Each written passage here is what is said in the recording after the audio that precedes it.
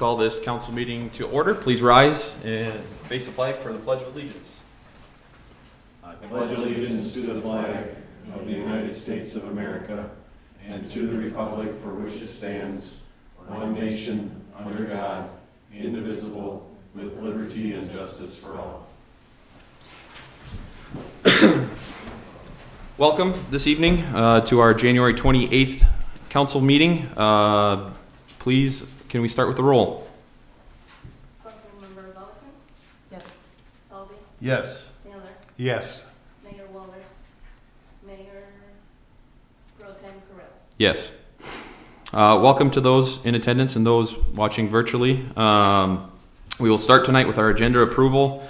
There's a couple of items that I'd like to discuss. First of all, under consent agenda, removing item F, pay estimate number 4, as that's not signed presently. Additionally, under other business, mayoral appointments to boards and commissions, we need to add a name to that. Greg Reuter, I hope I'm pronouncing that correctly, and apologies, to the Planning Commission. And then under other items, discussion of a potential work session, item number B.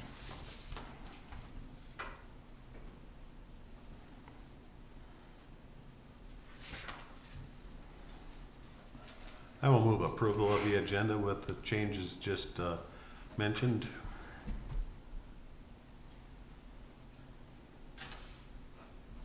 I'll second. Motion and a second. All those in favor signify by saying aye. Aye. All those opposed, same sign. Motion carries. We have no public hearings.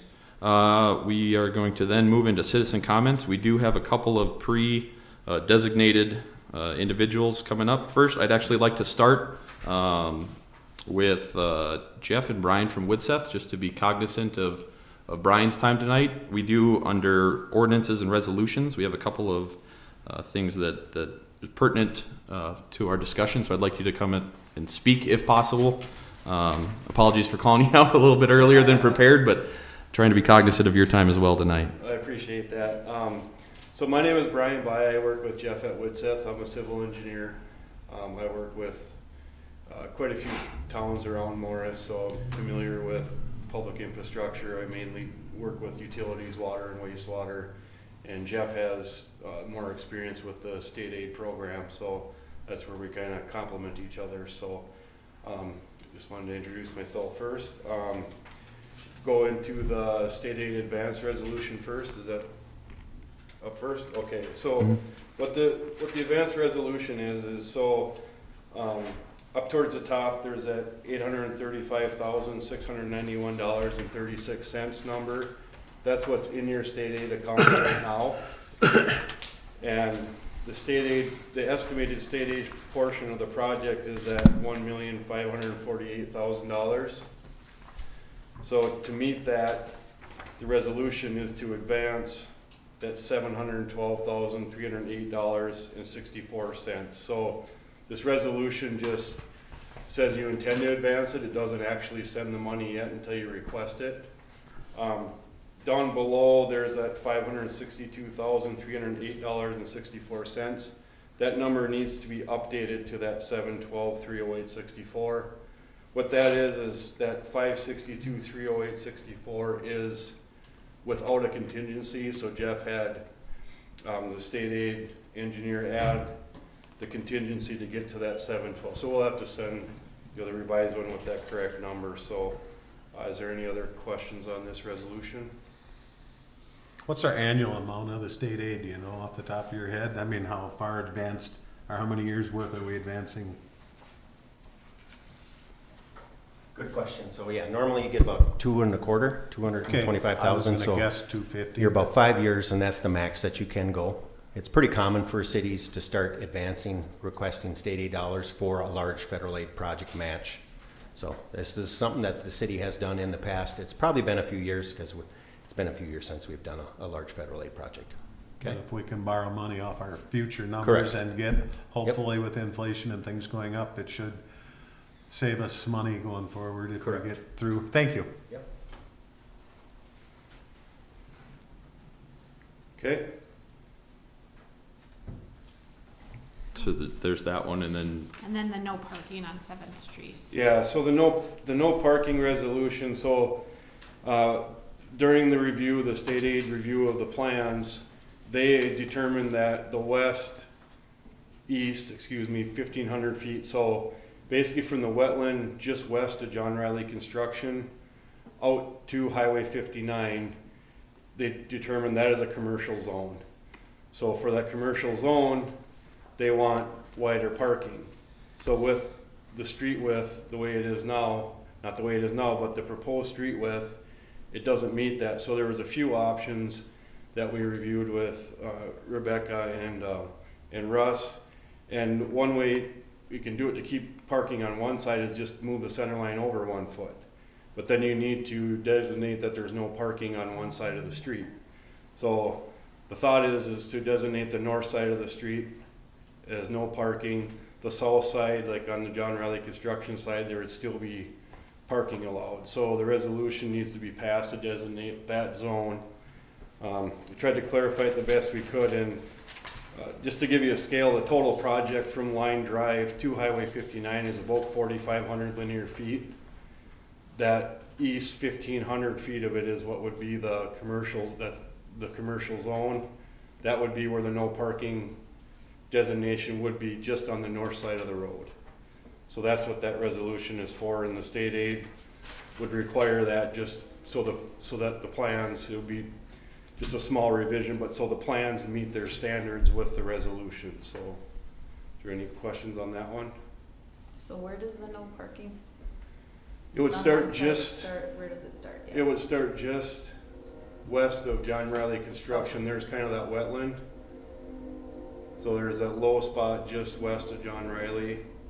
I would use basically the middle of that wetland all the way out to Highway 59, just on the north side. You know, the other options were to add width to the road, yeah. or leave it the way it is, and then it would be no parking on either side. There's really only the one private drive that comes off. Yeah, I was gonna say there is. Yeah. Entrance into the mobile home. Yeah, Okay. and what Russ and Becca brought up was exactly what we were thinking. Let's just move it over and keep the parking on one side, keep it a little wider on that side for bigger vehicles going in and out of John Riley Construction. So that's certainly makes sense. So, Sure. Okay, thanks. okay, Perfect, thank you. all right. Very thank you. good. Thank you. You guys. Next, I'd like to welcome up Alex, Sophia, Eric, and Ted, speaking on the Chrissy Lake Dam modifications. Thank you. My name is Ted Rude. Eric will pass out some handouts for you guys. But I'll be talking about the Chrissy Lake Dam modification project. We're working, as I mentioned, with Palm River Association and the Minnesota DNR, looking at a couple different alternatives for a replacement to the dam. Thank you. Just touch base with everybody that Chrissy Lake Dam is actually the Pomme de Terre out here just south of where our Pomme de Terre Park is, so everyone's familiar with what we're talking about. Thank you. Yep. Looking at the Pomme de Terre River, right now they've already completed a project on the Barrett Lake Dam for a rock hard rapids for a fish passage, and then we're currently working on the Pomme de Terre Dam and the Perkins Lake Dam, and those projects are also funded through the DNR and getting rock hard rapids to help with the fish passage and ecological benefits. So this is kind of the next step in the river would be modifying the Chrissy Lake Dam to allow fish species to pass upstream to try to get back to what the conditions would have been on the river before all these dams were constructed. Type of fish we're gonna be seeing on the waterways will be the sturgeon, and all those types of fish will be coming upstream now? Yep, yeah, Alex will actually talk about some of the species that we're looking at reintroducing. But yeah, lake sturgeon would be one of them, so. Here's some pictures just back when they actually constructed the dam back in 1939. I believe this was Highway 10, kind of looking, and you can faintly see the dam off in the distance. Back then they did some realigning of the channel as well. that area. So again, that park, the dog park would be kind of up over here. And I should mention that the DNR has already, picked up the contours at the bottom of the lake, both kind of in this middle area, downstream of the dam, and also upstream of the dam. So I'll be showing some pictures later, showing kind of some footprints and things like that. And all that has been surveyed already. We also did pick up some additional survey cross sections out in that area. So right now there's a lot of benefits with replacing the dam. Safety and liability issues. I believe there was a near drowning incident a while back. Just to remove that hydraulic roller is a big safety concern. For one, it's an aging dam. I think I got a slide coming up talking about the age of it, but most dams' typical lifespan is around 50 years, and this one's well past that. 85 years old. 85. And then for aquatic resources, fish passage is the main driver for the funding for this one. The DNR does have the funds to move forward with the project. And that was one of their big things is sturgeon. That's one of the main species, I guess, that they've been targeting, trying to repopulate in the area. But it also benefits many other fish and mussel species. There have been in the past some erosion issues just downstream of the dam. They did come in, I think, Lassard Sam's funding and kind of restore the bank just directly downstream of the dam, and they put in some erosion control measurements in the form of stream barbs to help keep the flow away from the bank. But this project would only improve on that. And then as far as the aesthetics, a couple of the options that we're looking at would provide some more green space as well as fishing opportunities. Right now the fish get to the dam, they can't get over it, so most of the fishing, as you probably know, takes place downstream of the dam. But with this project, it would allow fish to be able to move upstream, so you'd be able to, fish in more locations. And then the DNR also has a program where they would be able to come in and do some kind of fishing platforms and provide some more fishing and recreational opportunities, kayaking, things like that, launch sites. So that would be another thing that could be looked at once this project is done. And then, like I mentioned, the completion date or the birthday of the dam is coming up here pretty soon, but it was constructed back in 1939, so it'll be 86 years old here. And with the lifespan, typically around 50 years, we have, as you probably saw in the news, Rapidan Dam failed this past summer, and that was, some more of reactive issues where they had a lot of debris build up on it, and they couldn't remove that debris, and it ended up, backing water up more, and eventually it broke out around the dam, and massive failure there. So issues like that can happen, and that's a really hard point to come back from. It takes several years with like FEMA and working with some of those agencies to actually get a plan moving forward. Looking at all the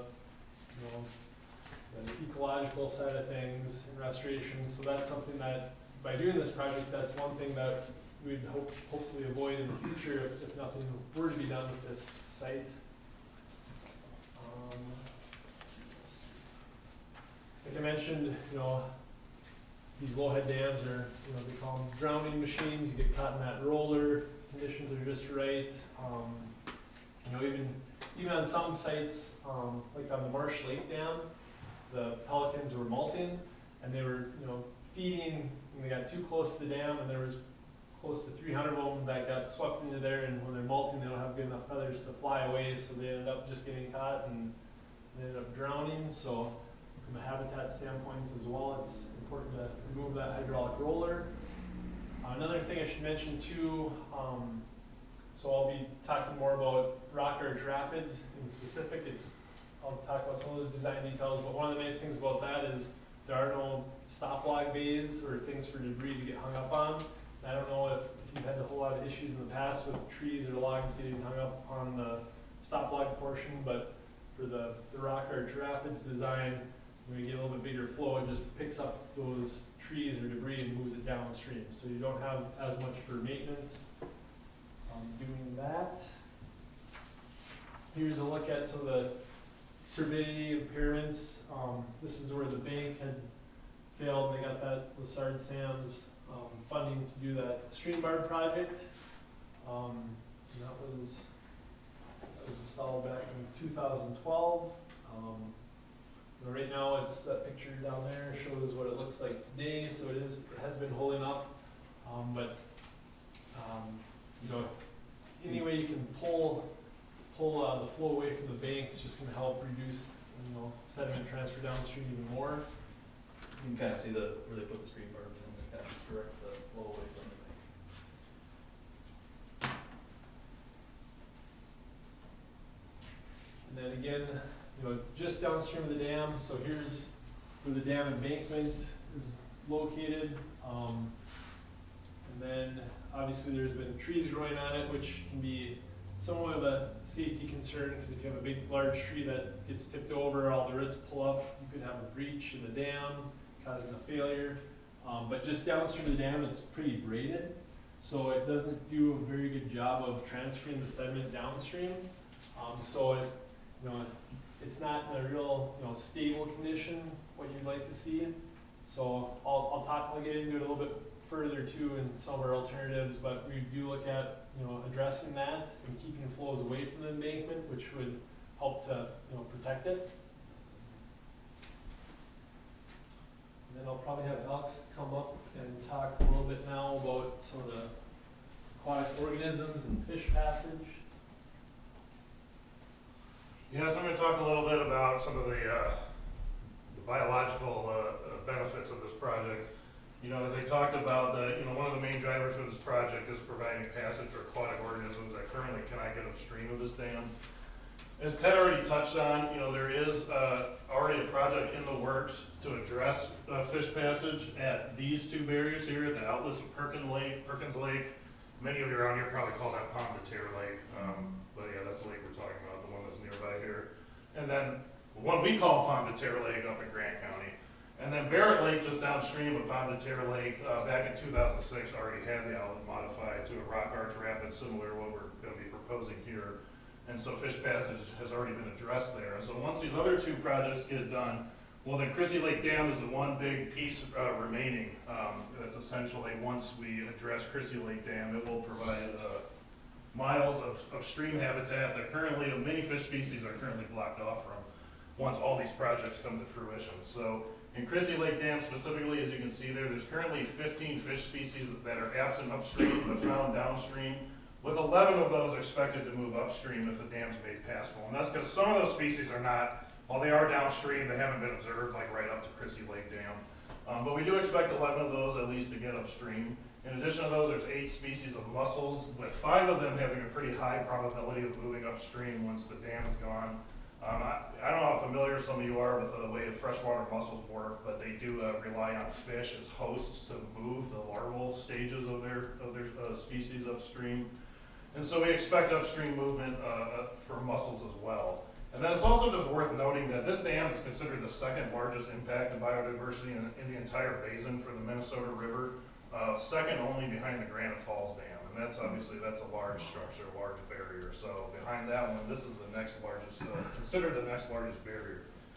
So why do we care about these 15 fish species? Well, let me just list them off here. You know, these are fish species that are currently absent upstream of Chrissy Lake Dam. I'm not going to go through each one of these in particular, you know, but one thing, I'll point out a few things about some of them. You know, one thing in particular is, well, I'll just start by saying that in general, you know, the more diverse that your fish communities are, the more resilient they are to, you know, disturbances like extreme events or invasive species and things like that.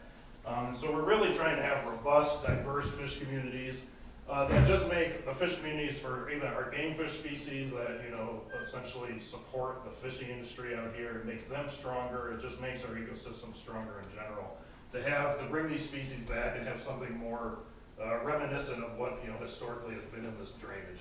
So some of these species, for instance, are bait species that, you know, for instance, it would help to diversify the bait supply so that our game fish species are not incredibly reliant on, you know, single species like perch or fathead minnows and then the annual fluctuations from those one species. We want to diversify the bait supply, so we got a lot of bait species in here. So a lot of these species are direct competitors with common carp. That's one thing we've noticed over time. You know, we thought we could control carp populations by segregating fish and keeping carp out. Well, it turns out you can't really keep carp out. You know, there's a few examples of successful carp barriers, but by and large, they don't really work. So really what we found is the best way to keep carp in check is to have a healthy, robust native fish community. So a lot of these species that are currently not, you know, present upstream of the dam would be competing with carp, helping to keep those numbers in check. And then some of these are just, you know, important or unique sport fishing opportunities. Channel catfish is on here. You know, that's one very popular fishery, particularly shore fishing opportunities like you find along rivers. People catch a lot of them right now, right below the dam. It'd be nice to move that fishing opportunity north. And then lastly, I'll just touch on lake sturgeon. That's a big one. Already drumming up excitement among one of you here, clearly. You know, that's a big one though. Big success story. A species on the brink is coming back in a big way in Minnesota. It'd be great if the Pomme-de-Terre River could be part of that story. And again, just another species, you know, moving back to its historical range. That would be another unique fishing opportunity as well, bringing in crowds and whatnot. So, and I'll just point out that in the last several years, sturgeon have been getting caught downstream, you know, right below the dam. So, you know, that's what's going on with the fish. The mussels, I'm not going to go into as much detail, but as I talked about, they do rely on fish to essentially move their larval stages upstream. And they're pretty interesting, where specific species of mussels rely on specific species of fish. And so on this stage here, you just see, you know, walleye and sauger are used for a lot of them. You know, freshwater drum, once this barrier is removed, could move a couple of these upstream. Drum are actually upstream of the dam right now. They got upstream during high water levels in 2012, but that being said, the barrier is still kind of keeping them from moving upstream any further. But again, just some, a lot of mussel species that can move upstream as well. And so with that, I think I'm going to be passing it back to Ted or Eric. Yeah, I'll take it from here. Landowners, city owns the entire reservoir for the Chrissy Lake Dam. This is south of Highway 10. We do have a couple landowners there that we've been trying to get a hold of just to visit with them, get input from them. We'll continue to do that. But at this point, we still need to have those conversations with those folks. If you have good contact information, we welcome that from anybody. I know Sophia's been working the phones pretty hard. Every day the past 6 days, twice a day. Yeah. So there, you know, depending on the alternatives, there could be some work that happens just downstream of the dam. And so eventually we'll have to have those folks on board with what's being proposed here. And of course, you know, a lot of the shore fishing that you see is actually on the private property to the south. But folks that want to fish downstream of the existing dam, that's kind of the one place to do it, so. Upstream of this is the upstream part of the reservoir. Highway 10 is on the bottom of the page here. This is kind of the deepest part of the reservoir, right up in here, at least north of the road. And then this is pretty shallow through here, and most of the reservoir upstream of the highway is pretty shallow because over the last 86 years, most of the sediment's been caught in there. And so those that have been out there are probably aware how shallow it is at underlow flows in the summertime. So Ted alluded to it, when we're talking about the current concepts that we're looking at right now are to modify the dam with a series of rock arch rapids. They look a lot like they sound. If you've seen a rapids on a natural river, that's what we're trying to emulate with these. The modification would address the aging dam. It would remove the hydraulic roller.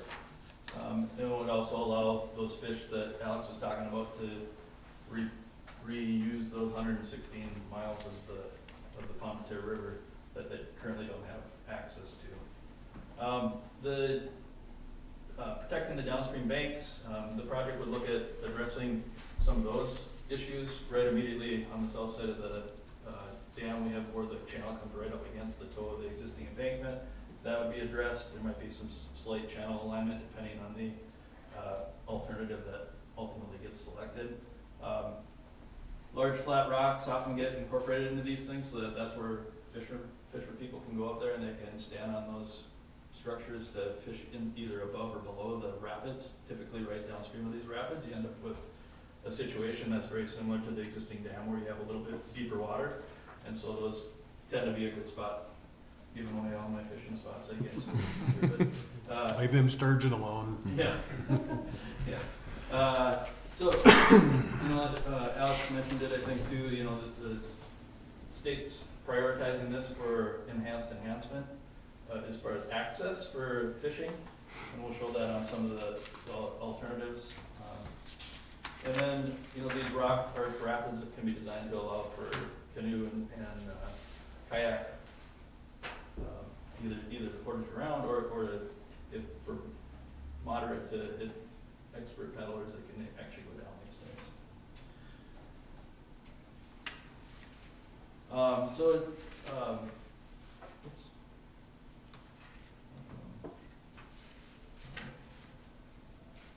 See if I can go the right way.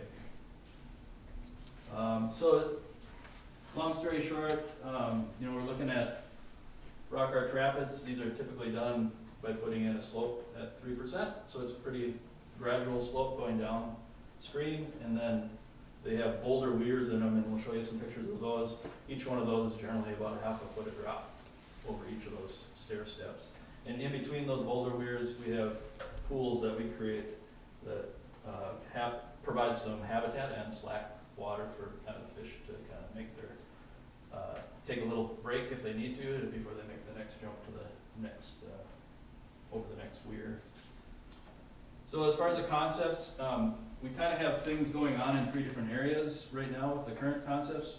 Right downstream of County Road 10, at the existing dam, the concrete structure, and then more towards the middle of the existing embankment. And we'll show you those here quick. So one of the handouts I gave you is a few of the slides from the presentation. So the front page, just the cover sheet or the title page from the slide deck, but the next 3 sheets are the 3 kind of plan view of each of the alternatives, if you are wondering what those are. And so this first one, we've had a bit of a steering committee that's been looking at alternatives here. The first alternative is the one that is currently preferred by the steering committee. And that includes folks from the Palm Beach River Association, from the DNR, Todd Larson, the county engineer, is on that because it affects County Road 10 or County Highway 10, and a few other folks. So what this alternative would consist of is a rock arch rapids. This is Pelican Rapids, the one that we built with the DNR here a couple of years ago.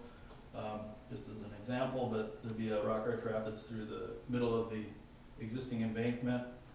Some fill would be placed over the top of the existing dam.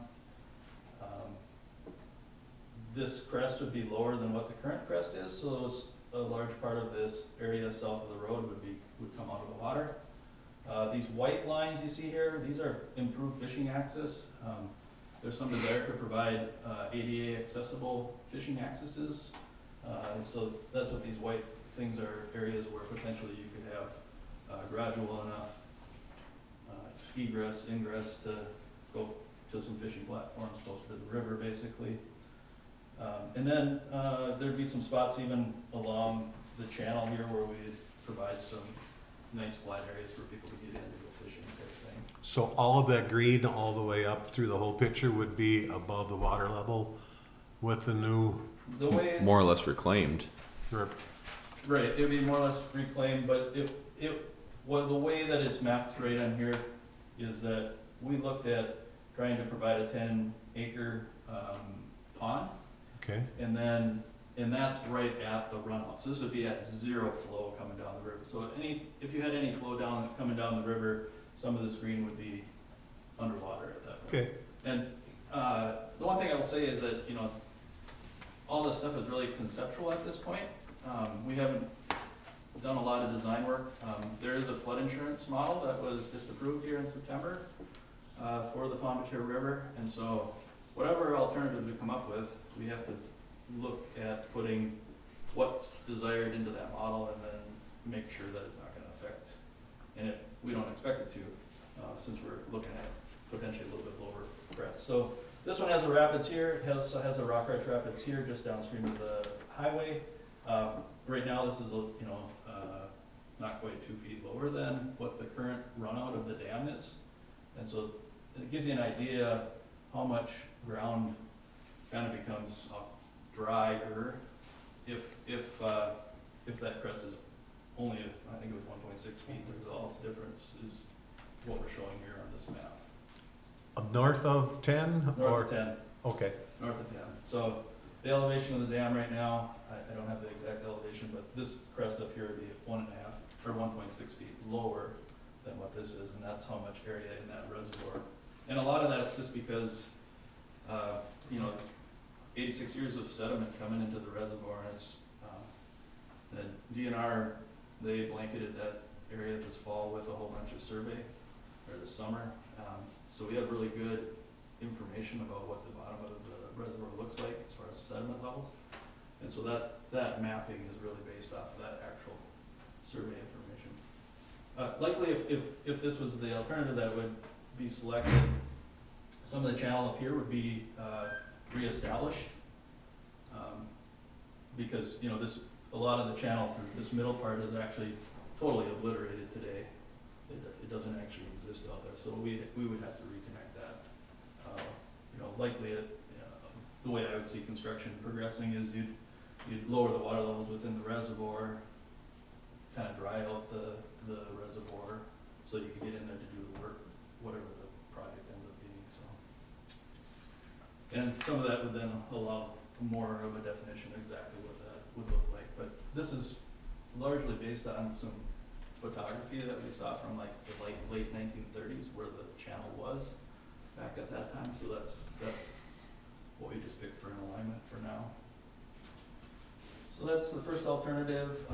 This next couple of sheets just show that you have rapids that this is through the embankment, so it drops about 5 feet there, and another 4 feet up by the road, basically. Just real rough numbers. That's all that's really showing. Would you keep, you have coming off to, what dimension is that, south, to where the current dam is, would that maintain just as almost like a spillover type of, right? Or would water consistently go through the dam? It would end up going all through here. Okay. Yeah. This would likely get raised up. The way we have, this is just, again, conceptual, but we actually have one of those fishing accesses coming in right here at the top of the structure, so. Yeah, like I say, I just see the dog leg there, if that's gonna, if you're ever gonna have anything there or not. Obviously you can't, it's all speculation at that point. Yeah, and so all this stuff is gonna have to be plugged into the flood insurance model, and we'll have to look at how high do embankments have to be to not, you know, Yeah. whatever we put out here is gonna be more resilient than what you got out there right now with the existing dam and the existing condition. You know, like right now, even this alignment shows a little bit different, and we're thinking we don't really want the water coming right up against that embankment, you know, so likely you would do some channel work, and again, this is on private property, so we have to work with those downstream landowners to get the buy-in, but just because I think it would benefit everybody out there, so they'd have less erosion, things like that, so. Alternative 2, basically maintain the water level. The only thing difference between the two is that the crest here is the same as what the crest is of the existing dam, so no change in the upstream reservoir at all. And you can see too, the blue shading on the image is where it would be if there was no flow. So like even, you know, under normal flow, you have a bigger pool that you can see obviously by the imagery, but that's just based on that bathymetry that we that DNR collected. That's where it would be at that current dam runout. So just give you an idea of the difference there. And these are just some examples, so sometimes it's flat stone, sometimes there's actual platforms that are built for those fishing things.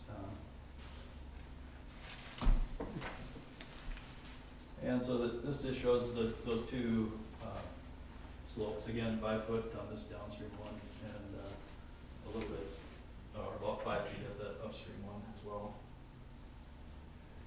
And then the last alternative, the concept that we put together was doing the rock art rapids in the alignment of the existing dam and maintaining the whole thing.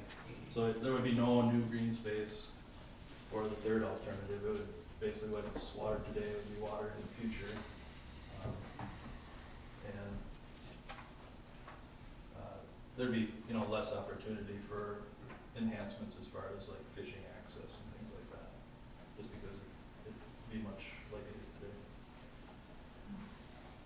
And this zooms in, we'd have to have a dam safety permit in this case and it would have to be just because of the height and the fact that you'd still have an embankment there, it would still be classified as a dam in this case, even though the hydraulic roller would be gone. So as far as next steps, we are planning to meet with Stevens County next week, I think, on the 4th. Kind of review this as well as some of the upstream lake projects. We plan to hold a public informational meeting in late February, early March, just to get a little bit of additional input from landowners in the project area. Then after that, we would finalize designs, plans, and we begin the environmental review process sometime after that public meeting. Likely this project would have to go through an environmental assessment worksheet process, and so that's what that environmental review is. The design, we already have Todd Larson involved with design. He's on the steering committee, just simply because they're looking at replacing the Highway 10 bridge. I don't know that he knows exactly what year. I think he's mentioned 2027 or something like that. So, and that'll all be subject to bonding funding, so based on discussions with them. So, after the environmental review, we can do the permitting for the project, develop bid documents, bid and award contract, and begin construction. If everything goes smooth, probably fall of 2026. So we're still a fair distance out. The environmental review process, when that starts, that's going to take about 5 months to do that. So if it starts in April, that kind of pushes us out to at least September. And some permits can't be issued until that process is played out. So, and then I'll just show a few examples. I'm not sure how familiar you guys are with Rock Arch Rapids, but I'll just give you a little bit of a flavor. This is Pelican Rapids. If you're ever up that way, you should check it out. This is kind of a nice project because it's similar to what you have on Chrissy Lake from the standpoint that you have a park area around it. The city of Pelican Rapids had that same sort of situation. And so there was some ADA type ramps that were put out to fishing piers, things like that. They have a remnant reservoir there too. The crest was lowered a few feet on that project. They actually center a lot of their, if you've ever been out to Peteyville, they have Peteyville in the winter over the Christmas holidays. They have it all lit up with lights and whole 9 yards, but it's all kind of centered on this park. The Pelican is not included in the design. Yeah, boy, We that, have to get our own.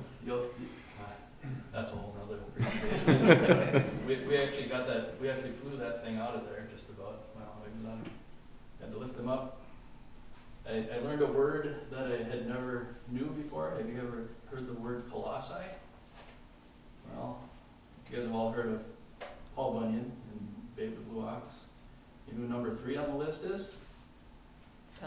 Pelican Pete. so we hauled him off and built him a new nest and brought him back. So this is what the dam looked like before. It dropped about 14 feet off the edge of that concrete sill, and this is kind of the before and after, so if I flip back and forth, you'll see like over in this area, the additional green space that shows up. Gives you kind of an idea of how things can change out there. And then on the rapids themselves, I was out there with my kids, this summer we got done with the project, and there's this, big group of, bikers, and they didn't look like, the friendliest folks, but they got out there and they were just having the time of their lives, just enjoying the rapids down there, so don't judge a book by its cover, I guess. This is a project up in Hallock. This is what it looked like beforehand. On the bottom, it had an access bridge to a golf course on the other side. That was replaced as part of the project. But you can kind of see how the water just kind of steps down, goes half feet, half foot, half foot, half foot, half foot. This one was like 11 feet tall, so it was a pretty tall structure. This one's very similar to Chrissy Lake in the standpoint that we broke it into 2 chunks. So there's a set of rapids that takes it down a certain amount, and there's another set of rapids further downstream around a bend that takes it the rest of the way.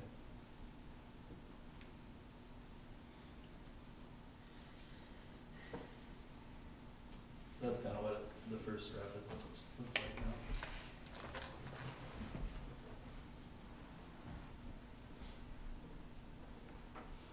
I don't know how many of these you want to see. This is Little Pine.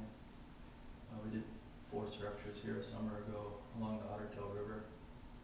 This one didn't have a lot of drop on it, but this is kind of what it looks like today.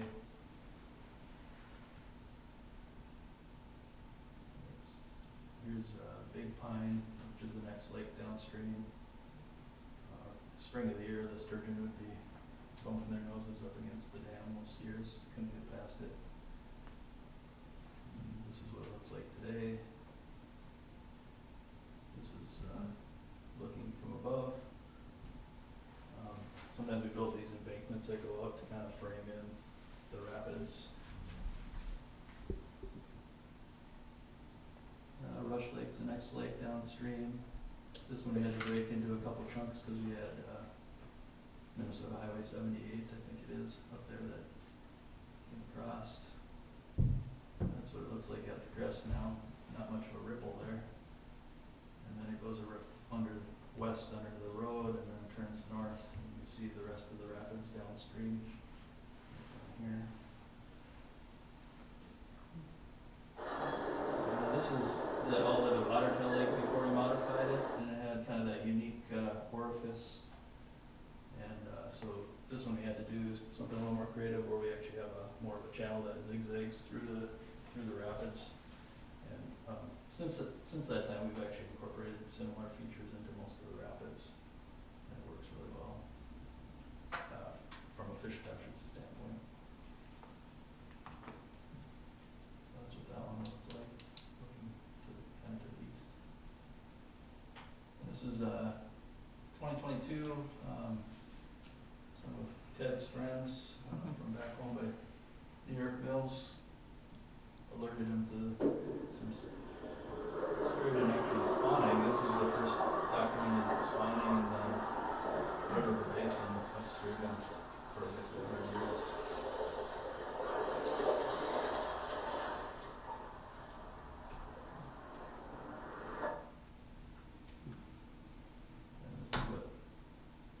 This is from the spring on near one of those dams that we did along the Otter Tail.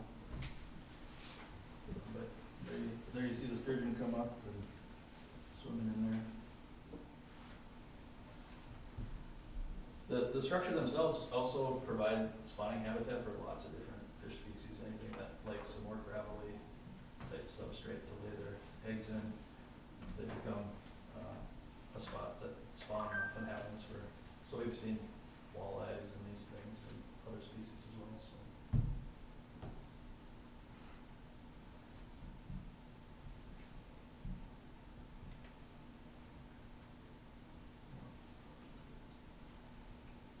So,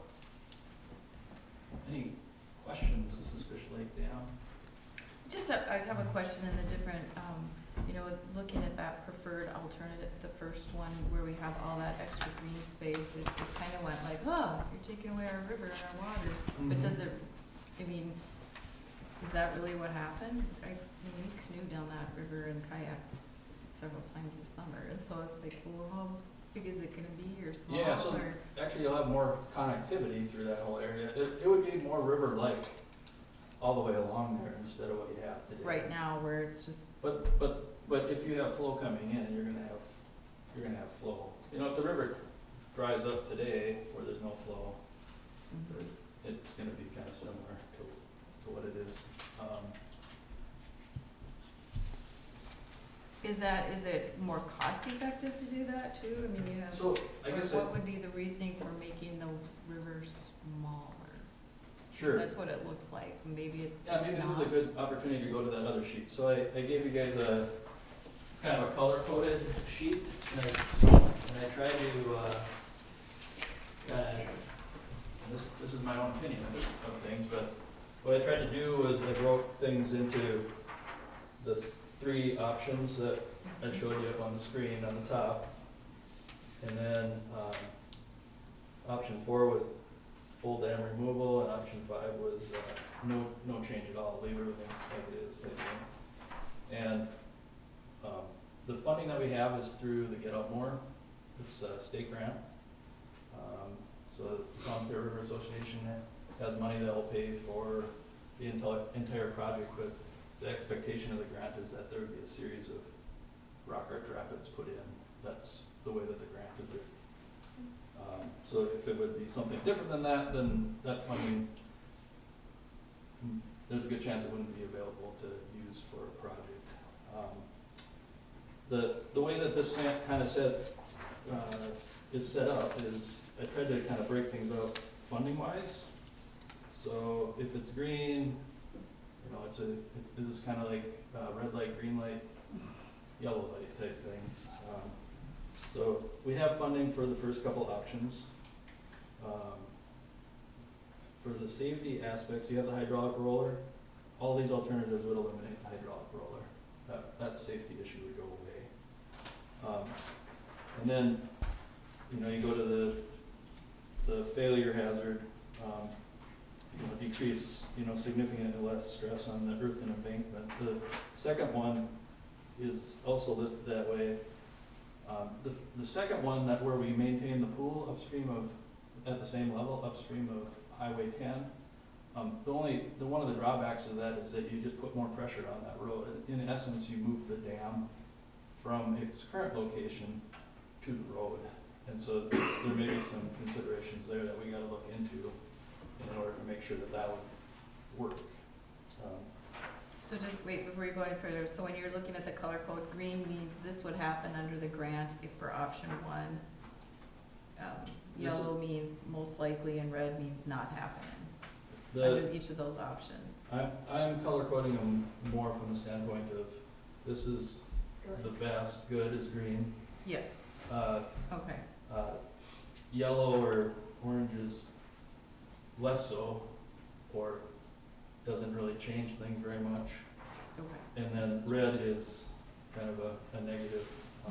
And it depends on the you know, on the situation. So let's see here. You know, like for instance, safety. So like for the first alternative, we don't need a dam safety permit. But on the second one, dam safety permit likely is required because we have enough head difference on the road. And then the third one, where we have a single rapids downstream in the current location, that's like 10 feet tall, so that definitely is a dam safety permit. But removal, you wouldn't have to go through the same permitting process to remove it. And of course, if you don't do nothing, you know, some things where it wasn't really a red, green, yellow, I didn't necessarily color code everything, but I was trying to think of a way, how can we give you guys, at least, and granted, this is our opinion, kind of the thinking of the steering committee in general, like where are they at with how they kind of look at the project. And so, you know, more greens are things that, in their eyes, they view as more favorable. Yellows less so, and reds less so. Taking the dam out completely or lowering it too far would require the project to go through an environmental impact statement. And it would cost hundreds of thousands of dollars.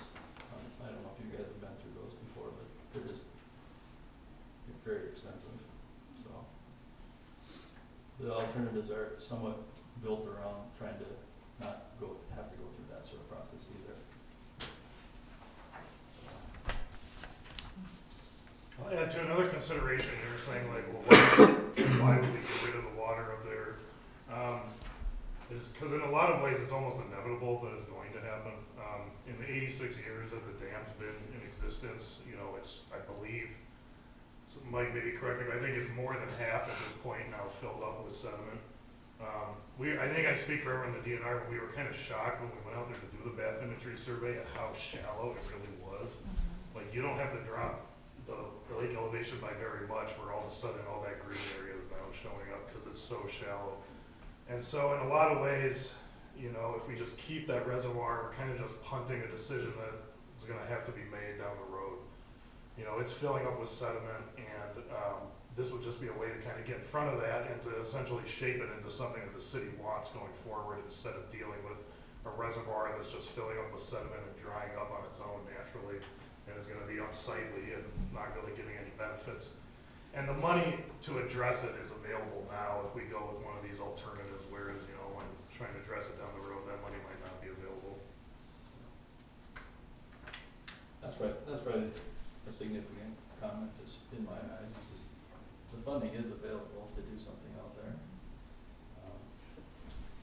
And on these projects, when we do them, there's always a lot of hand wringing because it's something different. You know, it's a change. A lot of the rapids projects that we've done, the cities or whoever owns the land next to them, it's not unusual for somebody to put a bench out there because people love to just come and listen to the water go across the rocks and stuff like that. One of the first ones we did was in Barnesville, and they have,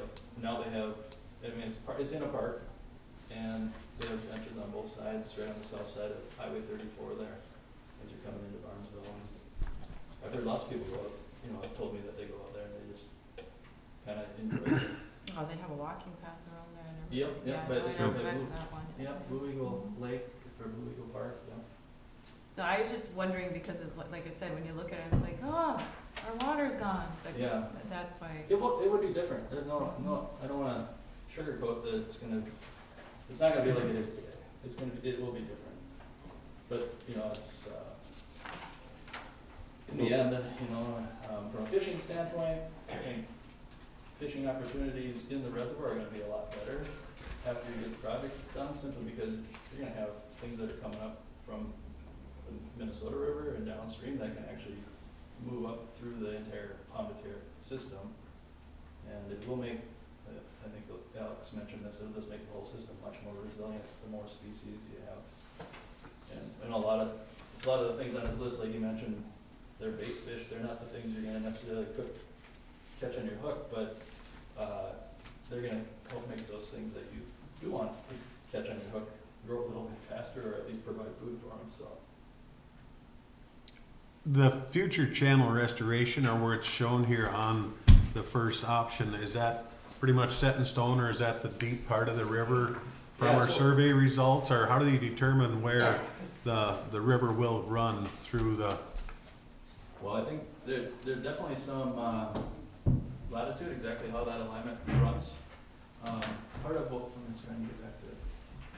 Yeah, that was my question, would be, is there any say in where the actual channel will run as far as along the park, or with the land on the west side or the east side of the existing wetland? Yes, I think too right away, we'd probably give it some time to see where it's naturally running.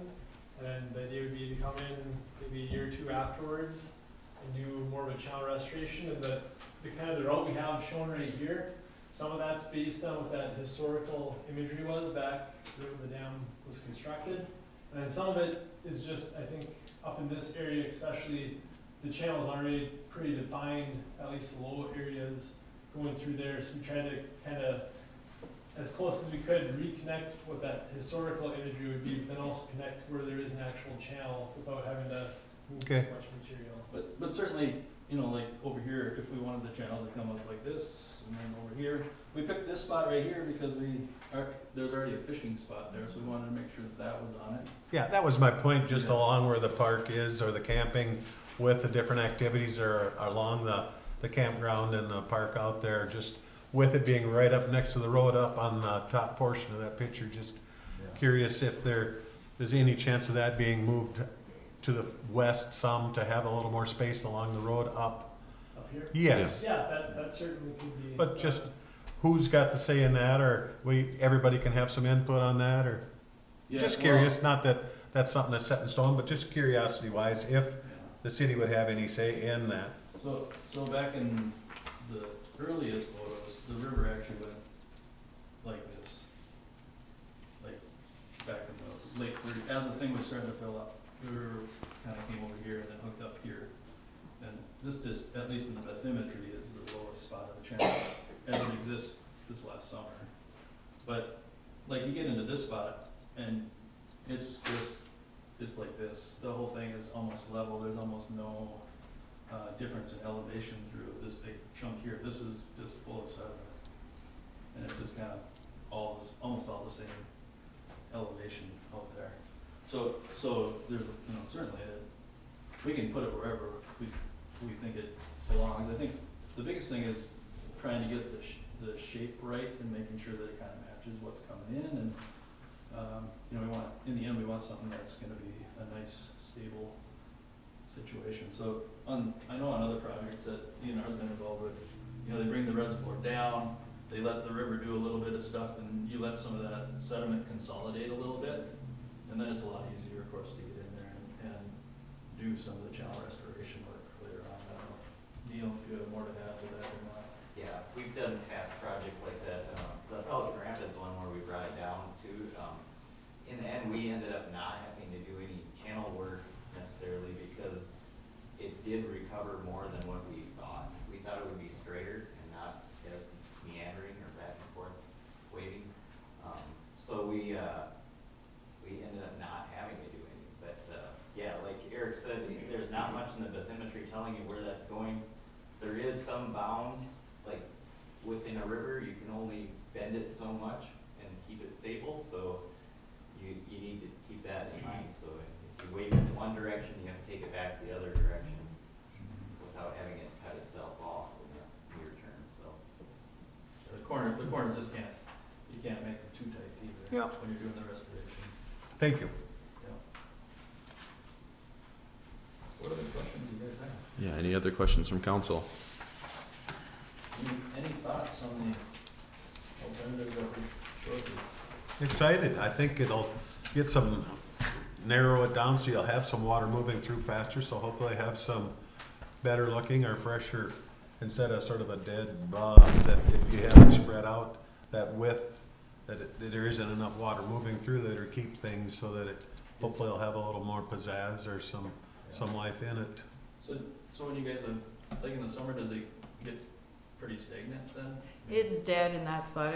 If you're canoeing down there, there's no flow right in that big area to the other side of, yes, in that whole area. It gets, it's like, and if it's a windy day, you get white caps on there.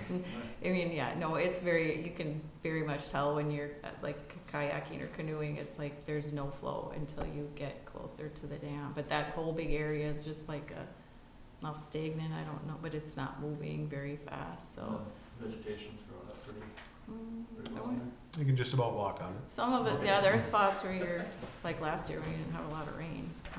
I like the idea of launch sites. I know I've heard from people that they would love the Pomme de Terre River to have launch sites in different spots, so for people to do that, to canoe to one spot to the next spot and have an easier accessible way than currently how it is, you gotta find a bridge and, Well, that's the type of input we definitely want. You know, the DNR is very interested in improving access for fishing and recreation just in general along there, so.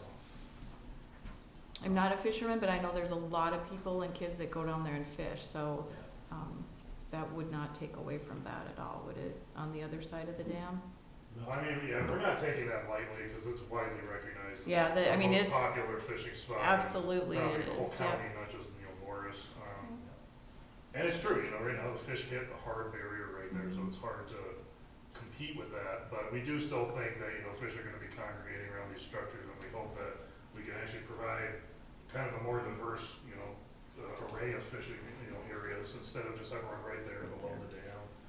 And then as I mentioned too, right now it doesn't seem like there's really much for fishing in the reservoir, but if we went with this preferred alternative, it would actually provide for some more kind of fishing opportunities within the actual city property itself.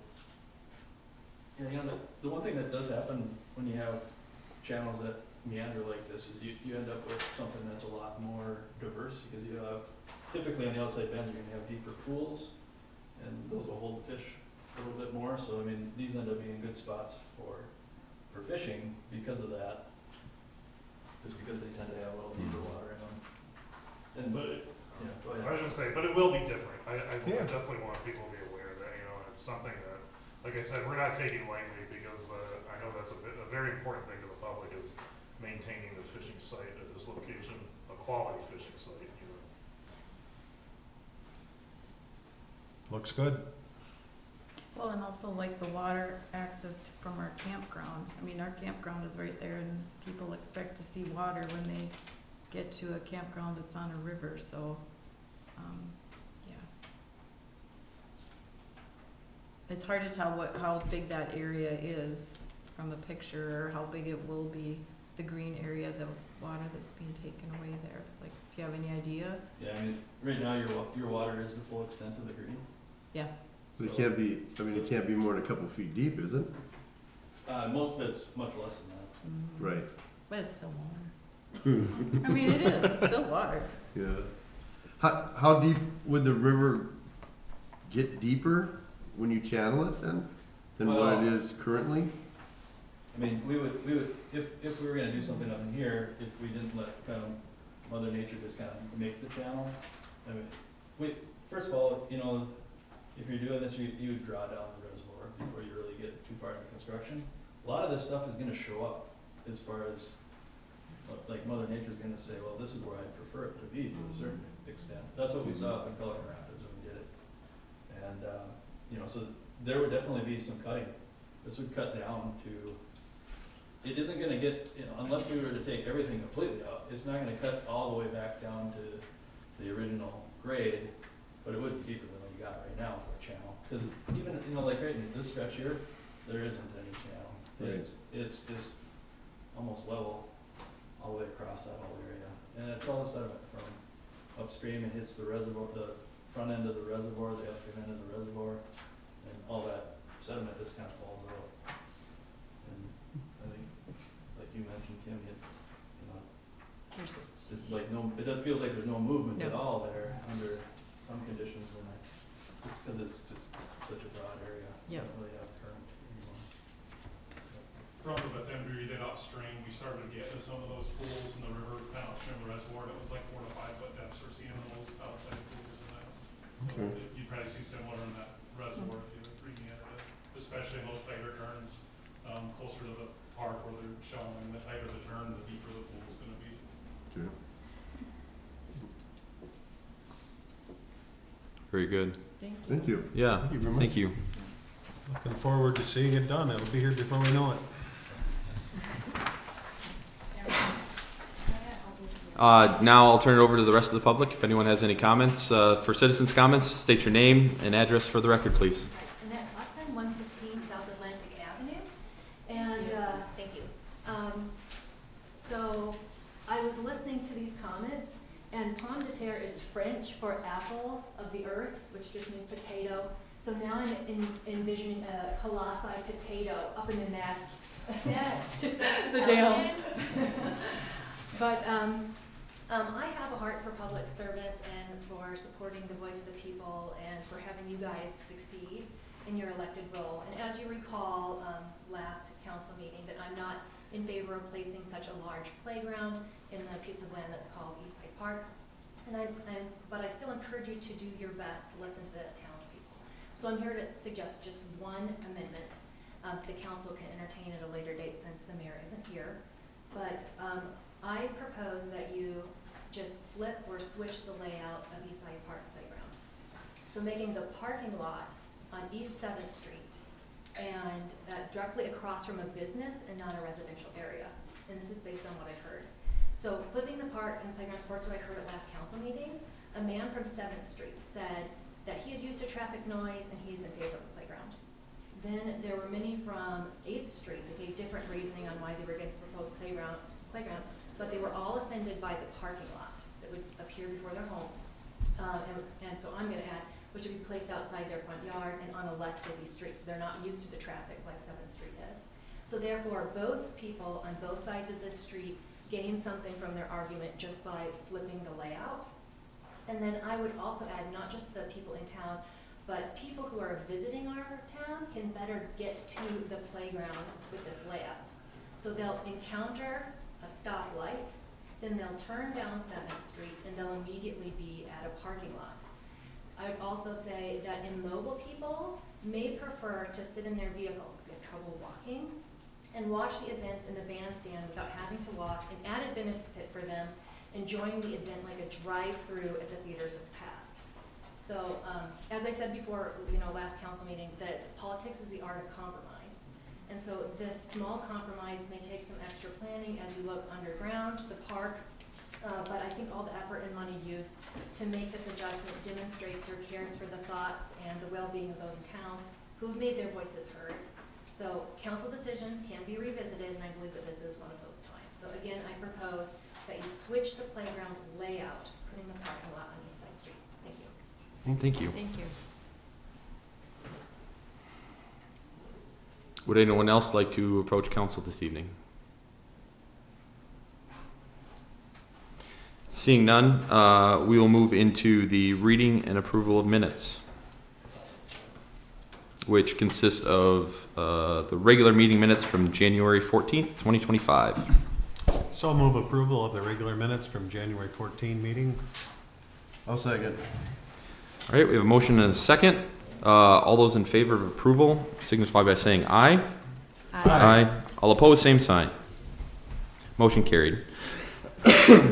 Next, we'll move into the reading and approval of the condensed version of those same minutes from January 14th, 2025.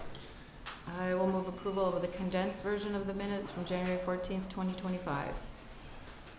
I will second. With a motion and a second, all those in favor signify by saying aye. Aye. All those opposed, same sign. Motion carried. Now we'll move into the consent agenda, which consists of the audit of city bills, gambling report, the November 19th, 2024 Planning Commission meeting minutes, the December 18th, 2024 Tree Board minutes, the January 8th, 2025 Park Board minutes, and the pay estimate for Melrose Electric, Inc. for the Morris Electric Bus Garage. I will move approval of the consent agenda. And I will second. Any discussion from council? Everything's on tap with our electric bus on doing that. No, actually, recently we got an email from the manufacturer of the electric component of the bus saying that after their testing in 20 degrees or lower, it was not satisfactory enough for them to release the parts for the bus. So we have a meeting tomorrow to discuss what we want to do going forward.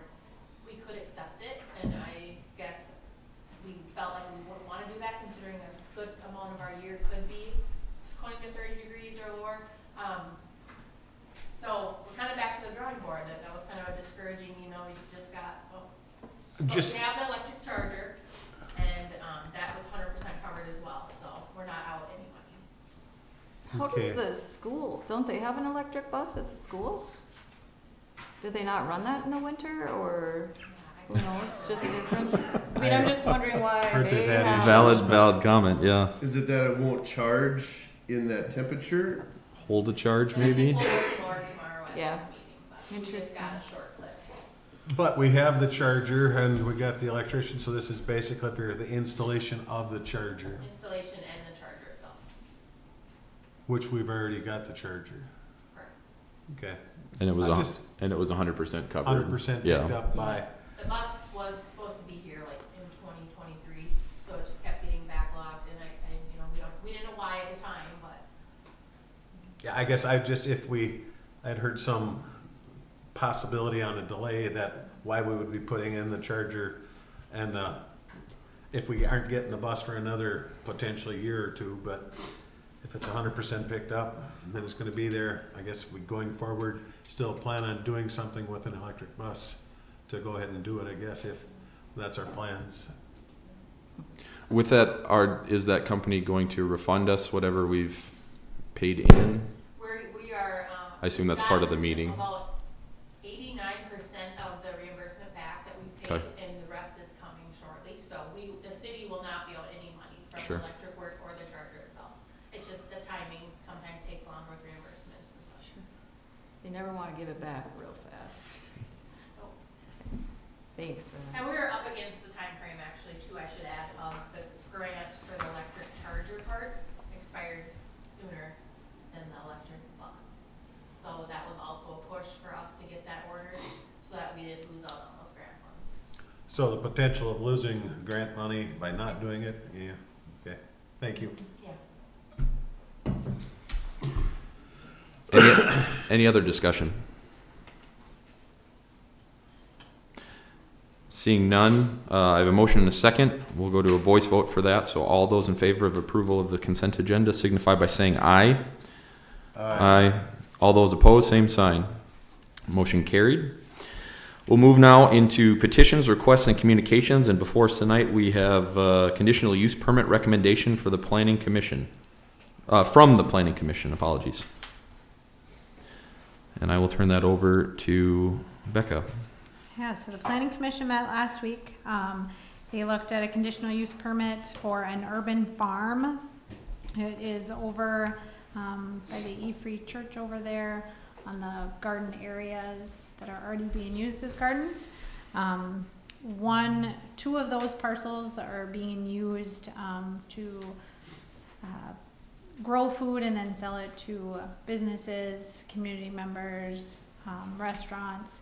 And so it's used as a business, so since in that district you cannot have gardens for a business activity, they approved recommending to council a conditional use for those two parcels. So kind of contents and maybe previously it used to be a strawberry patch. Yep. So over, Which was farming and selling it, yeah, so. That was many years ago. And the big part of the discussion around that too was that the gentleman wanted to put up a greenhouse, which it was going to be a natural greenhouse, so no ambient light coming from that. And Planning Commission did, the one recommendation for their, conditional use permit was that principal sales occurred off-site.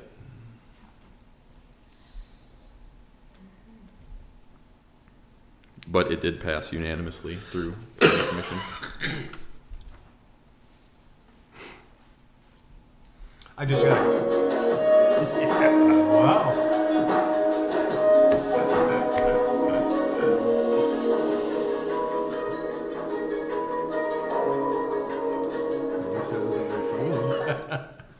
I just got a quick question. A CUP could be granted for nurseries or greenhouses, but doesn't include gardens or conservatories. Or livestock, right? Correct. but there won't be any livestock there.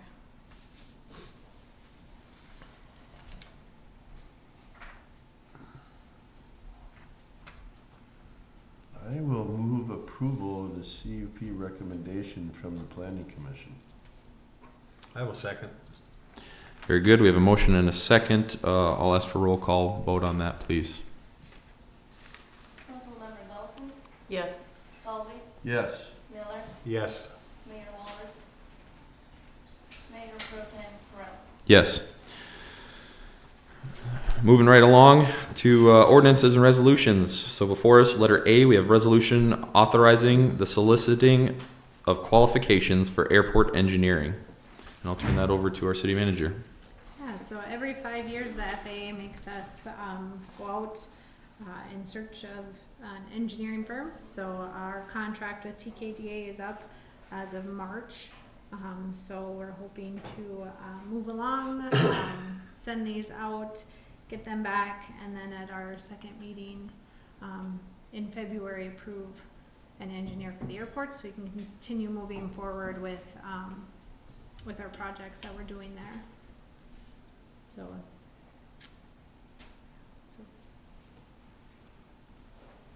Basically housekeeping that we have to do every 5 years to mhm. Yep. satisfy. Continue to get our money from the state for the airport and to spend the money at the airport. Mhm. I will move approval of the resolution authorizing soliciting of qualifications for airport engineering. I'll second. Very good. Motion and a second. Can I have a roll call vote on that, please? Councilmember Miller, Yes. Dawson, Yes. Solly, Yes. Mayor Wallace, Mayor Pro Tem Perez. Yes. Moving to letter B, resolution authorizing the interfund loan. And again, I'll turn that over to Becca and potentially Whitney on this as well. Sure. Yeah, so this happens, about every year, especially when we have grant funding. It's just kind of like you said, a housekeeping for year end. We, do not want to have any of our cash balances sitting negative at year end, so we just do a temporary loan from a different fund to cover the negative balances. And then, just, especially some of the airport projects take a long time for closeouts with FAA and such, so our money does get held up at the state and the federal level, but eventually all that will be coming back. So it's just a temporary interfund transferring loan to cover the negative balances, and then we put it right back into our capital outlay fund when we do a reversal at the beginning of, we usually do it March or April of this year. So just a temporary transfer.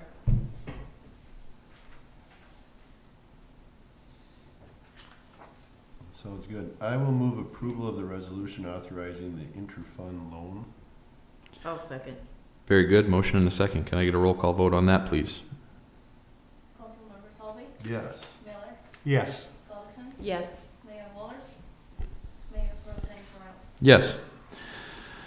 Moving to letter C on our agenda, resolution setting the annual benefit amount for the Morris Fire Relief Association firefighters at $2,550 per year starting January 1st, 2025. Yeah, so every year, look at the fire relief and what their investments are doing, and then kind of, we have been going about $50 every year for quite a few years, looking over their past 10 years of data, looking at where they sit currently. They're about 130% for their investments. So with that, just looking at raising at $150, which would still leave them at about 120%, 121% above. So This isn't costing the city anything. The funds come from their investments and a reimbursement from the state of Minnesota insurance premium, or the territory they protect. It's actually a percentage of that fire dues or fire insurance is returned back to the fire department that protects that area. So the funds come from their investments and that insurance money. So unless the balance gets to be a negative, and then the city is required to make up a 10% difference of what the shortage is, which if they're still above a 20%, I think it's their money. I think it makes sense to go ahead and do it, and I will so move approval of the resolution setting the annual benefit amount for the Morris Fire Relief Association firefighters at $2,550 per year of service, starting January 1 of 2025.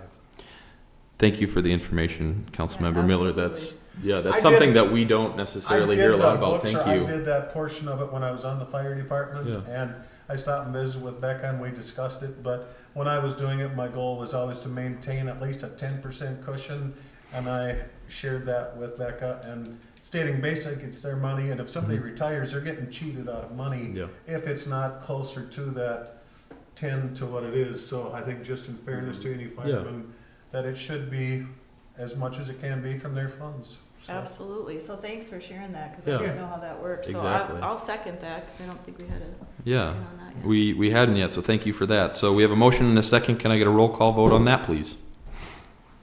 Councilmember Gallatin, Yes. Sullivan, Yes. Miller, Yes. Mayor Wallers, Mayor Pro Tem Corrales. Yes. Moving on to letter D, we have a resolution approving the municipal state aid street funds advance in 2025. Brian and Jeff spoke on that a little bit earlier. Is there anything else that you'd like to add, or any further discussion from council? If not, then I'd be looking for a motion and a second on that, please. I will move on that resolution approving the municipal, state, and street funds in advance in 2025. I will second that. Very good. We have a motion and a second. Can I get a roll call vote on that, please?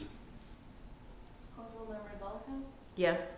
Sullivan, Yes. Miller, Yes. Mayor Wallers, Mayor Pro Tem Corrales. Yes. And finally, on our list of ordinances and resolutions, under letter E, a resolution approving parking restrictions on East 7th Street. Again, Brian and Jeff spoke on that earlier in this meeting, so if there's anything further you would like to add, or further discussion from council. No, I think Brian explained very well where those restrictions were on East 7th, and it's not like there's a lot of parking on there anyway No. in that down area. So with that, I'll move on that resolution approving the parking restrictions on East 7th Street. I'll second. Very good. Motion and a second. Can I get a roll call vote on that, please? Councilmember Miller, Yes. Gallatin, Yes. Sullivan, Yes. Mayor Wallers, Mayor Pro Tem Corrales. Yes. So now we'll move into city manager's report and recommendations. Yeah, so we had our League of Minnesota Cities visit here last week. So a small group, myself, 3 other administrators from around the area, and Mayor Wallers talked about turnover in their councils after the election, budgets, and then what the biggest challenges are for each community. Because with these meetings, then the league goes back and kind of gathers different things and puts together information that pertains to our issues. So one of the things they reiterated with us is that they do have a $5,000 grant assistance for their members. So if there's any grants that we would like assistance with, they have $5,000 set aside. If it's environmental, they'll have $10,000 to help write the grant, which is very nice. I knew they had a grant platform, and I thought it was just to find grants. I didn't realize that they had money sitting there for. Is that per community, or first come, first serve, or how does that work? I didn't ask that. Okay. They said they had. They said they had quite a bit of money sitting there. Mm-hmm. So I'm guessing people aren't utilizing it because they are probably like me and thinking it's more, oh, we can go there and look for Sure. what grants are available. So, yeah. And then another thing that I found interesting was Evansville gets a grant every year from West Central Initiative for a welcome grant to host a cultural food event, which I thought that was very interesting. So I reached out to them. They did say that Conexiones utilized that grant before too. So just something that I thought was really interesting, because they said every year they have it where they bring in different cultural foods and have a community gathering of food. So I thought that was very, very interesting.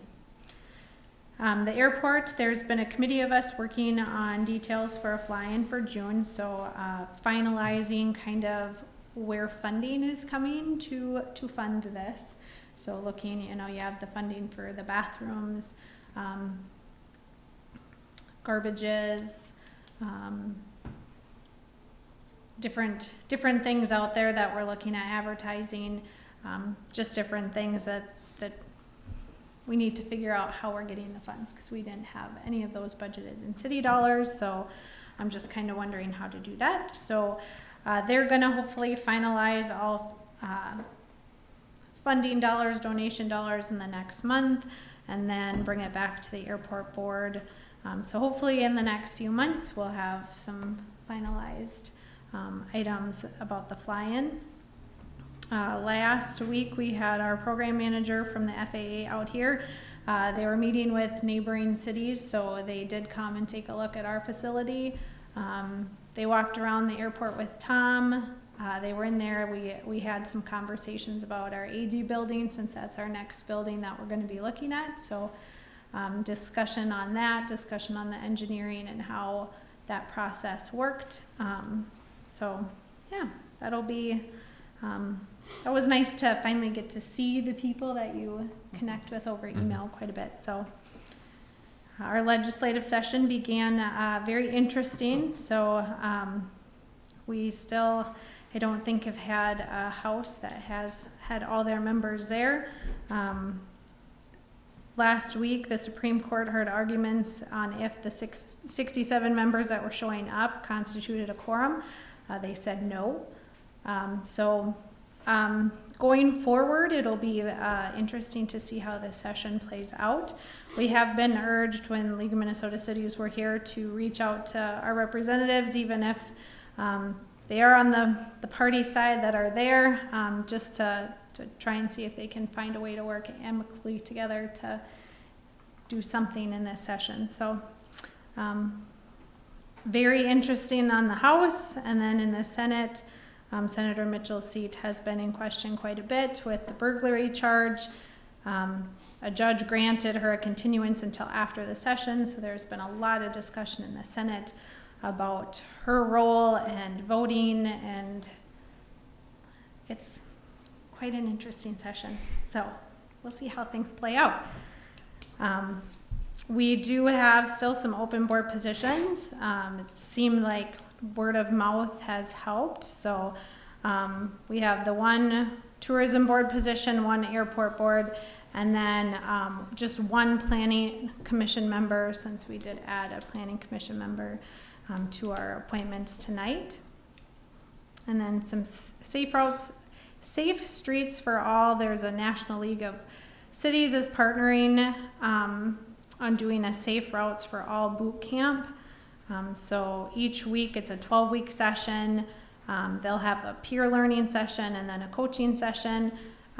Goals are to provide clear, actionable, and user-centered information on funding opportunities, to give information on how to leverage funds to deliver a big impact, provide resources that will help submit a more competitive grant application. So 200 cities are doing this. I had interest in it since I had looked at that Safe Routes grant dollars, and we were told we didn't have a competitive grant application. So figured we don't have a project in mind, but this can help us get some information, and when we finally do get a project together, it can maybe make a more impactful competitive application. So speaking of that, where's our sidewalk situation on Atlantic? Did that kind of die, or whatever happened to that? That was We are still working on that. Would that be considered a safe route, just because it could go all the way down to Green River and then up? I think we're getting funding for that already. Oh, that's We're ready to get Yeah. state dollars for that. that one we are. Okay, I just couldn't remember. Okay, Mm-hmm. hard to know where the money's coming from. Yeah, 2026, I believe. Oh, wow. It's right around the corner. The only other thing I have, we had 1, 2, 3, 4, 5, 6, 7, 8, 9 members of the North Ridge Drive neighbors bring if you want to call it a petition, to plow the street on North Ridge Drive different. They want to just all have us go one way and plow it to, I think it's the south where nobody is. So they talked to Russ about it. Our standpoint is it's going to continue to be plowed the way it always has been.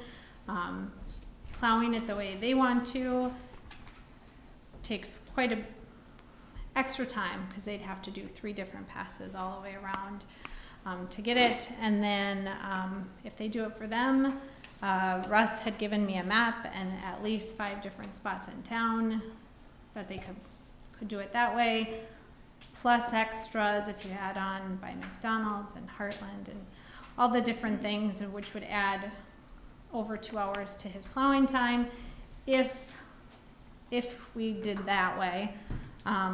Plus not only the extra time, but then especially on a big snowy year, a lot of then, if they only plowed to the one side, the one ditch would get super full and then have some issues that way also. But they wanted me to bring it to council. So, just gonna bring it out there. Where's Northridge Drive? Is that what this is? The old Heartland down to, the dog kennel out there. It's Here's, north Oh. of where that Yeah. university Right by farms the that soils line. property, Oh, so okay, here you go, it's up. sure, looking at the names now. I know Here's where the it is. map that they're Yep. showing, but it runs pretty much, the city takes care of all of that, and then the township or county takes care of a little bit of that, but part of this is ours and part of it's the county or township, and the same here, but to come back and do the rounds would take, and then all the snow buildup would be on the south side, which if you have the high ridge, when the winds blow, it's gonna go back across the road more. Yeah, if you're coming out of the northwest, you're gonna blow right up against the south side. Yeah. Like, I guess we have a public works director who's very familiar with plowing and the best way to do it, so I guess, we rely on him to give us the correct information on what would be best, what's easiest, what's fast, because that's all part of it as well, like how you move around. Yeah, if we knew it was gonna be one time every 2 weeks, but in the wintertime, when it snows, sometimes it's every day, every other day, that it's a lot of extra time, and if we're gonna do it for one group or one area, we have to do it for multiple ones. If different ones come in and ask, I think it just creates a lot more work and more time, so I would say continue as we've been doing.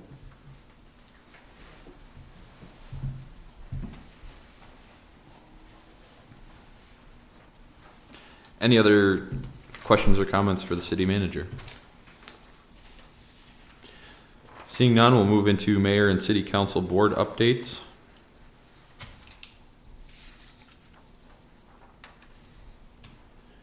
The one that I have is, I know you two, Kim and Brian, have met with Russ about trees on Main Street there once. Once I did. Yeah. I didn't make You it to didn't that make one. it to Yeah. that one. So tree board, at our last tree board meeting last week, they're coming up with a draft plan as well. So there'll likely be some crossover between, and it'd be good to have from both groups sit down and discuss that further, just Mhm. replanting and what that actually looks like there. Right.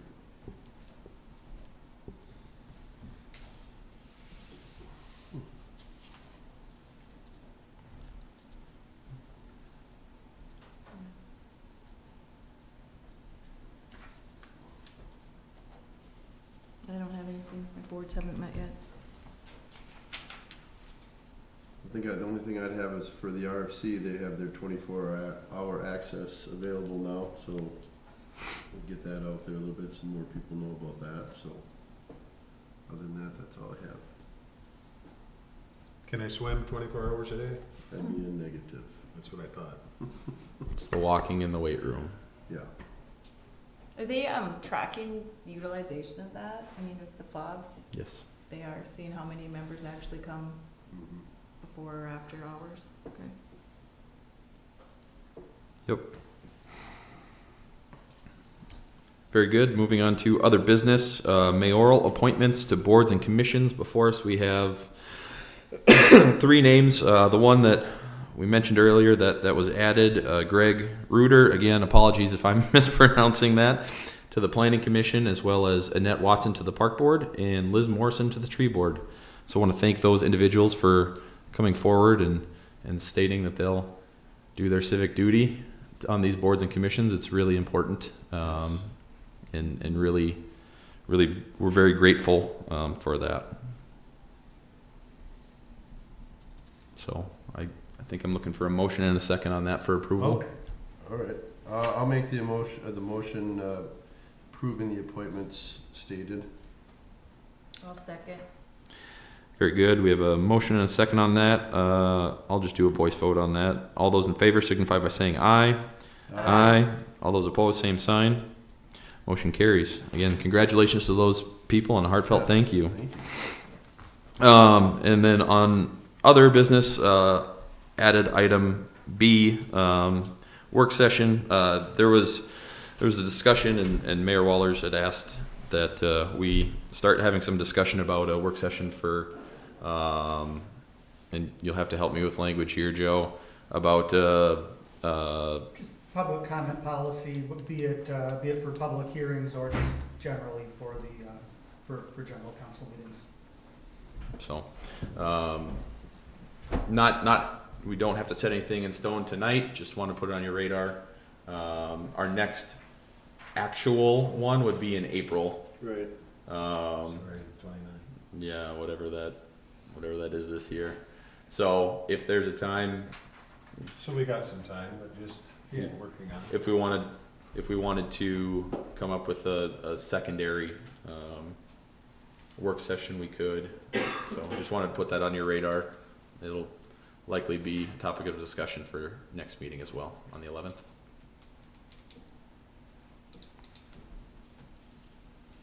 So, with that, there are no other informational items this evening. So with that,